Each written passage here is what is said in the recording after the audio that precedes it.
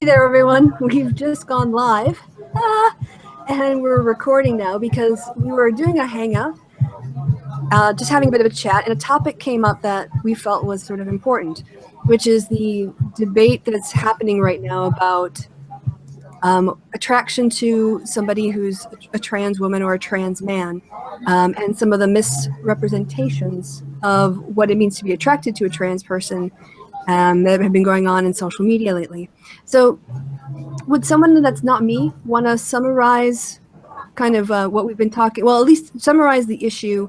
Maybe we could talk again about Lacey's appearance and some of the things that she's claimed have been said and what has actually been said. So would you mind doing that?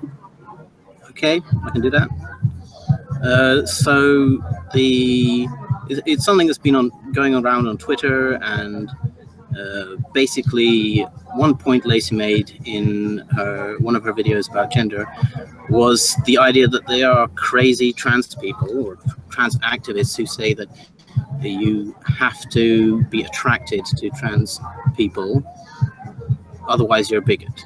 Right? That's this kind of argument that's been going around in anti-feminist spaces, and Lacey picked up on it, and she mentioned it in her video, and in her interview with Dave Rubin, she also mentioned it. Like, these are crazy activists.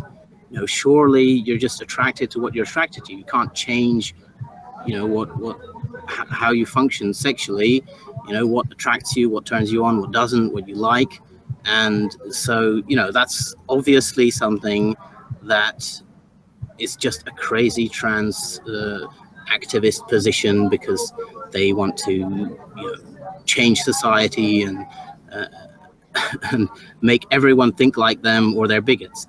But the actual issue at hand is not about that. And Zinnia Jones and other trans activists have made this point. I think Riley Dennis also made this point in one of her videos and was called out by Bering or other people in videos against her, that the issue is not just what your attraction is.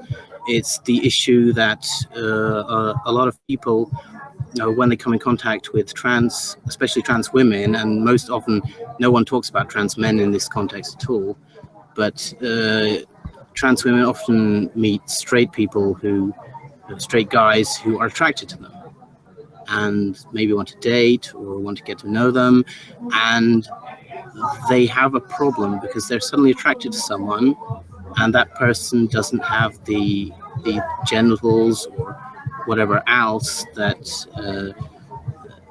are expected, and so they react by feeling, is this an attack on their heterosexuality?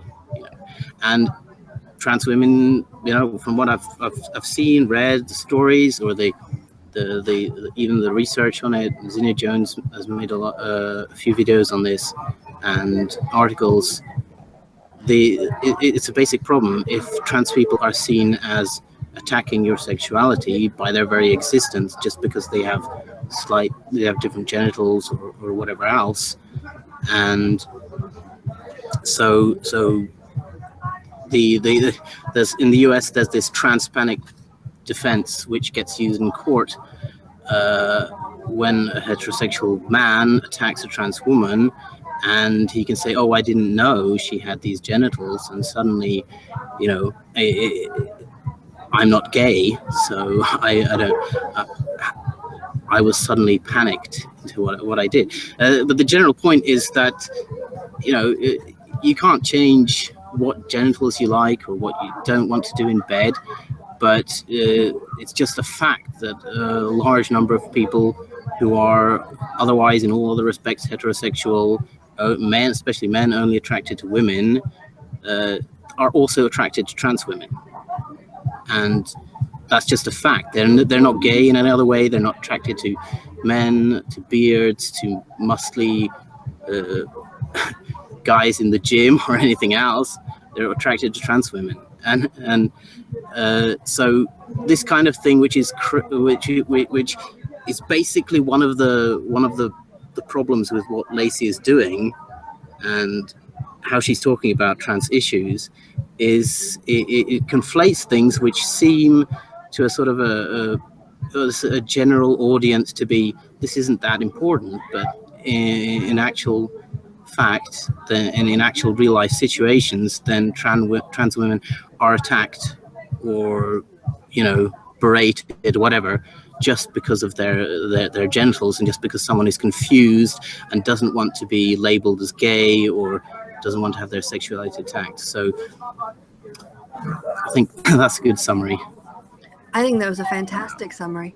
And then I was wondering if maybe I could come to Jody next for your thoughts on this topic, and then Ted, and then Ashley, and then I'll give mine last. And then maybe too, if we could just mute ourselves while everybody else is on there, just for any background noise. So yeah, Jody, do you want to give us your thoughts on this topic? Yeah, sure. Oh god, it's all gone silent and now it's scaring me. We're still here. We're still here. I know. Yeah, I just find it kind of ridiculous how people think that if you're attracted to a trans man who happens to have a penis, you're automatically gay. Like, most of the time, well, not most of the time, but a lot of the time, you wouldn't really know if they're a trans woman or not just by looking at them. Like, sometimes they may not, like, pass, if that makes sense, but, like, a lot of the time when I've met, like, some trans women, I've been, like, surprised when they've told me that they're trans.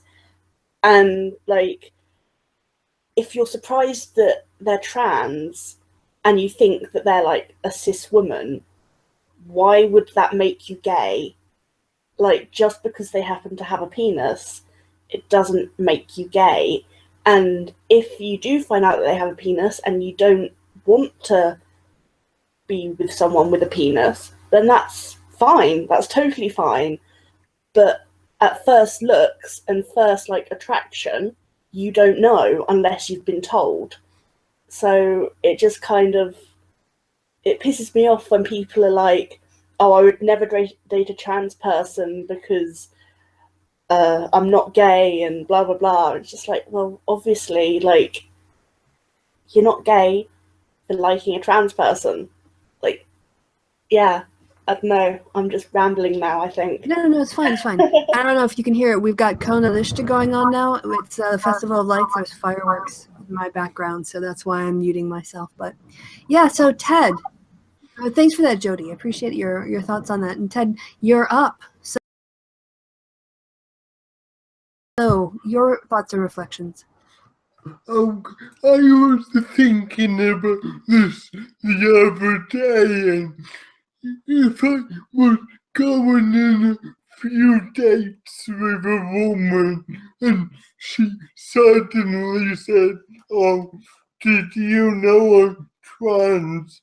I'll be honest, I don't quite know how I'd react, but I'd like to think I'd see if I were comfortable with it.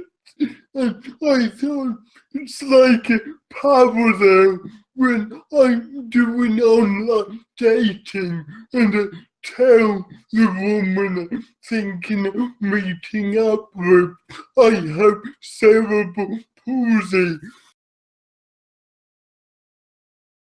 They've never been in that situation, but they've given it a go. So I like to think if a woman I was dating said, oh, just so you know, I have a meter to veg, as it were, I like to think I would say, okay, never been here before, I don't know how I react. I want to see how I feel, and I don't understand why all these anti-femmes seem to be spouting all this bullshit designed to turn you against trans people. I think those are really great points, and I'm going to build on them when I come to mine. But yeah, I don't want to cut you off. Was that pretty much the substance of what you wanted to say? Okay. Yeah, Thank you. I think so. Yeah. Hey, you're up, Ash. Okay. Excuse me. I'm balancing my microphone on the complete works of H.G. Wells. Nice. My whole perspective on this, maybe it's just because I'm actually bi, and I don't know. I don't really. I mean, if I say I was dating a guy and he said, "Oh, by the way, I'm trans. I don't have a penis. You know, I have a vagina," and I'd just be like, "No, all right." I don't know that I'd be expecting either way, personally, but that's my perspective. My whole thing with this is something I found particularly frustrating when having these conversations with people on social media, like these edgelords, basically. I've been just trying to say, like, one in particular, who I don't want to name, he's like trying to make some argument that, like, okay, like, you want men to be okay with dating trans women, so you want men to be bi, and it's like no, because if a man was attracted to cis women and trans women, he wouldn't be bi, he would still be straight. It's like trans women are women, trans men are men. I don't get what's hard about this. And that's I don't get what's so difficult to understand about this, and it's just I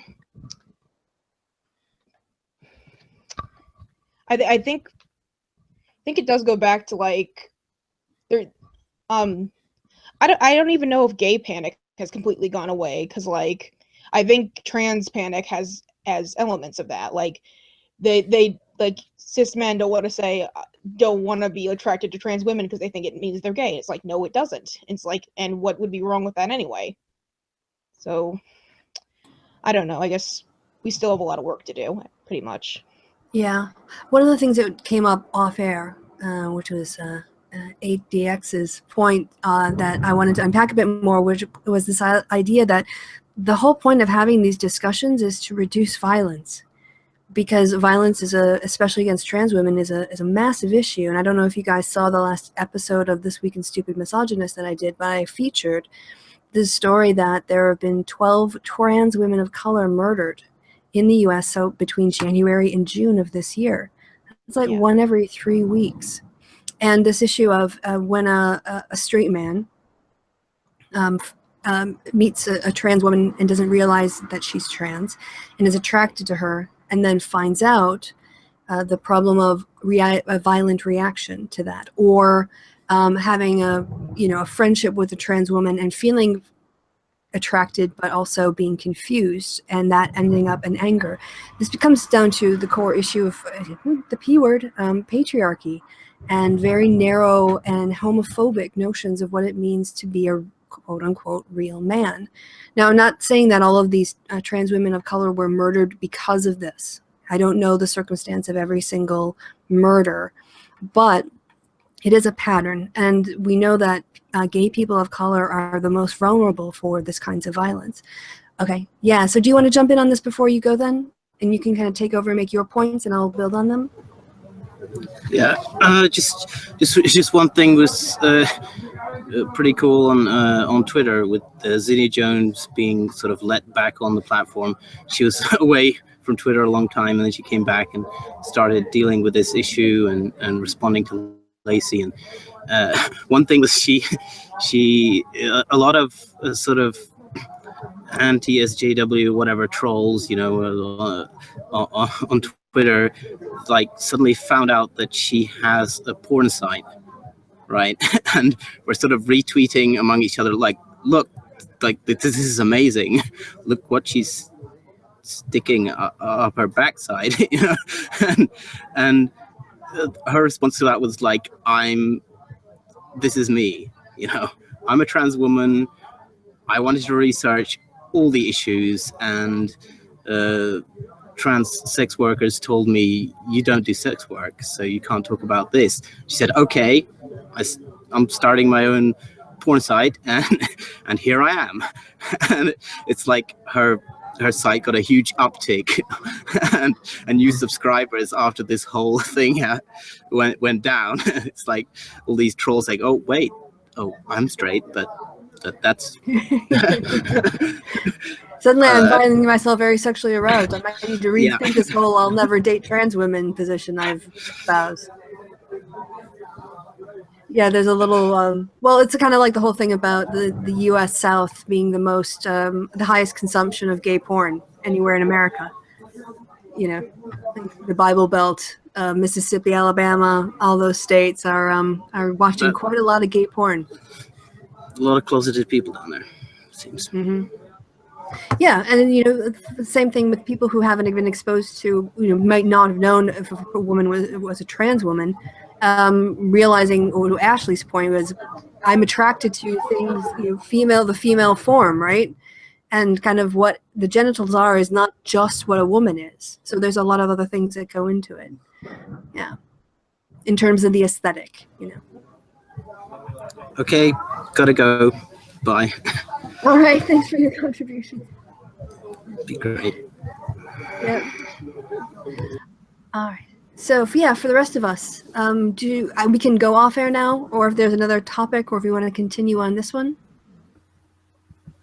I don't know. Well, since there's a bit of awkward silence, if something doesn't come up in the next couple minutes, then I'll go ahead and we can log off. So anyone on the issue of, sorry not to kind of bring it back to a downer, but yeah, this issue of having this conversation is important because it's about destigmatizing learning that someone is a trans woman or a trans man, right? And because of that cultural, the toxic notions of what masculinity is in terms of setting it of straight versus gay. Real men are straight, and real men wouldn't be gay. So if we eliminate that assumption, then we eliminate the threat to the masculinity, which requires no response then in violence to reassert it. Does that all make sense? Yeah. Yeah. Makes sense. When people say about gay men not being masculine, I think of Omar in The Wire. He's one of the most masculine, macho characters you know. So macho, he fucks men. Yeah, Omar be Omar.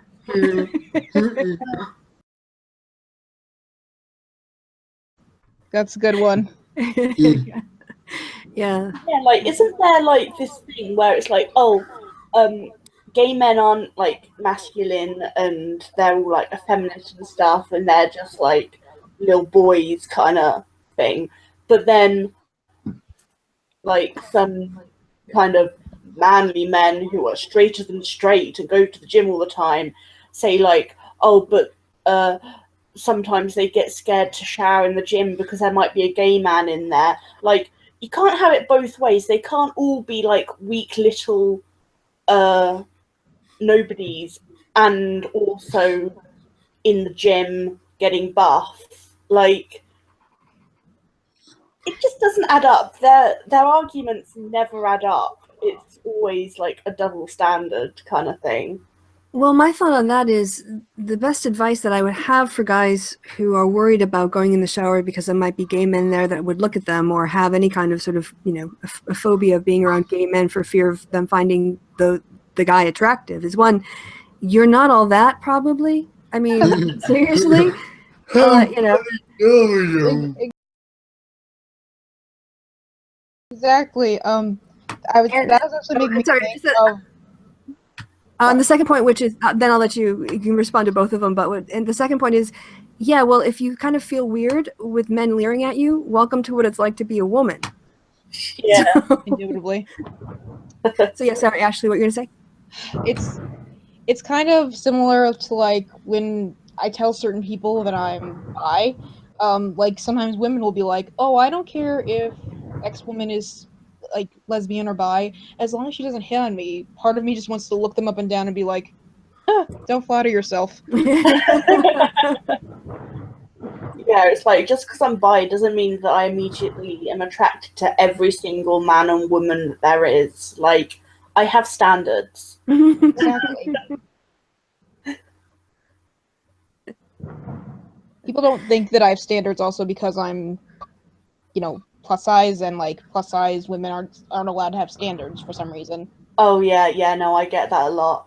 It's like, oh, you should be thankful that anyone's interested in you. It's just like, no, I should be thankful if the person that I'm interested in is interested in me, not if Exactly. any random person out there happens to be attracted to me. Well, Like, just because I'm plus size doesn't mean that I'm not desirable. the first thing that leapt to my mind would be to turn around and say, wow, when you say things like that, you should be really grateful that anybody would ever be attracted to you. Yeah, I might use that one next time. Please do. Perhaps. Oh. But yeah, so the issue basically is sorry, bring it back again.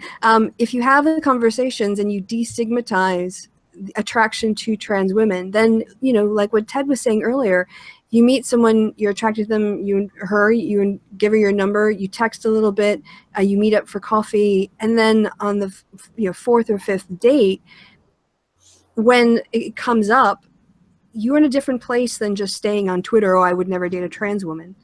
Suddenly she's got a name, she's got a personality, she's made you laugh, you guys have, like had a mutual attraction. I don't really know in the course of dating when that's appropriate to bring up, but at some point, the person is a person then. She's right there in front of you. And yeah, hopefully, even if you decide, you know what, that's not something I could do because, maybe like we said, you might find out somebody doesn't want kids and you want kids. That's going to be a deal breaker. Things happen in relationships. But the way to react is not to get angry or to freak out or to get violent. And that's what I think Lacey's not helping with at all. Yeah, definitely. She seems to have gone full turf. And it's kind of disgusting. But is she just doing it for clicks? We don't know. She's a little old to have the "I'm just doing it to impress the boy" excuse, right? Yeah. Well, it's still, I think, fundamentally irresponsible to sort of spread around misinformation that, people are making these assertions that aren't, or taking a real extreme position of somebody maybe in a debate on Twitter, and making that look like that's a pretty common view for people in this group. Yeah, and that's where it promotes the phobia. Yeah, and saying stuff like, oh, all radical feminists have this view, and like lumping every feminist into this view that like you have to be attracted to someone with certain genitals. Like, it's just like, well, no. And like deliberately misinterpreting tweets and stuff to try and push her agenda. It's just getting a bit old now. Like, how old is she? Like 27, I think. Yeah, it's just sad. Pretty sad. Yeah. I actually wanted to point something out. The other day on Twitter, she apparently was trying to reconcile. She used the word reconcile different groups of feminists, namely TERFs, with other forms of feminism. And I pointed out, I replied to her, I pointed out this very simple reality. You can't reconcile them because they're diametrically opposed. It's like you have to pick either to stand with feminists who support trans women or feminists who are anti-trans. You can't have both. That's not how it works. I think a lot of this just kind of reeks of she wants to be liked, and like, unfortunately that leads to a lot of just cowardly fence sitting, basically. Mm. Yeah, there's a whole issue there about how feminism gets discussed as presented as there's sort of radical feminists and liberal feminists, and it leaves so much out like Marxist feminists and environmental feminism and all different kinds of approaches that exist in addition to the ones that are dichotomized. And I don't think she said those were the only ones, but you know, if she would have, she could have also explored it from other ranges about whether or not, you know, like Marxist feminism doesn't really speak to that issue very much because it's more concerned about labor and the roles and the kind of labor associated with the roles of the sexes. But yeah, it kind of spreads an overly simplistic view. It's still pop. It's still very much pop feminism. It's not very deep, in my opinion. Very, this is the basic concept and this is all that there is, so there you go, rather than this is the basic concept, now let's explore it deeper and actually figure it out. Ooh, I got your background sound. Did you want to jump in there? 8x? Oh, okay. I'm going to just mute you because you're really super loud. All right. Okay. I'll put the control pad up. But, oh, one of the things that I noticed was that on her first video, she had references. But on the second one, she didn't cite any sources or give any outside reading or play any other videos or link any other videos, and I was pretty disappointed by that. Still there. Okay. That's common shitlord tactic. Yeah, and I think if you want to talk about an issue, it requires more than sort of polling people on Twitter and having a few conversations. You know, there are academic works on this. There are theoretical frameworks. And I guess, you know, maybe that's just not her bag, but again, because she's having these conversations, it's bringing attention to this issue, and she could be having this conversation in a way that reduces violence against trans women and trans men. But obviously this is another area where women are disproportionately affected, right? Even if it's, you know, trans women, they're more likely to be subjected to violence. So why not be part of the solution? You know? And especially since she's such a big YouTuber, like she's got such a big platform, her message reaches to so many people. Like, you should be careful with what you say and not just go off Twitter polls and stuff. Like, yeah, make some tweets that go off Twitter polls, but not like a 2-part video and like not really explore properly what's going on. Like, with such a big platform, you have to be careful, and even if she doesn't mean it to be such a big deal, it's turned into such a big deal because of that. Yeah, I guess, you know, has she done her Blair White hangout debate thing yet? Or is it still to air? I think she has, but I haven't watched it because it's like 3 hours long, and I haven't had time. My question is, do they spend more time talking about the murdered trans women of color since the start of 2017, or what happened in that hotel room? Hotel room? You know what happened in VidCon with the whole drama of like Blair in the camera and No. Oh, you didn't hear about that? I have no idea. I think All right, well, we'll push that to the end of this conversation for a drama bit. But basically, you know, were they discussing issues of life and death to trans women in that hangout? That's what I would want to know. Yeah. Unlikely. I probably will watch it at some point, but I just can't right now. Yeah, Ash, did you want to say something? I think it's pretty unlikely, and I think really just it's kind of a bigger problem with these channels. It's like, if there are obviously really serious issues going on, but like these channels only bring up those issues to make light of them or misrepresent them, and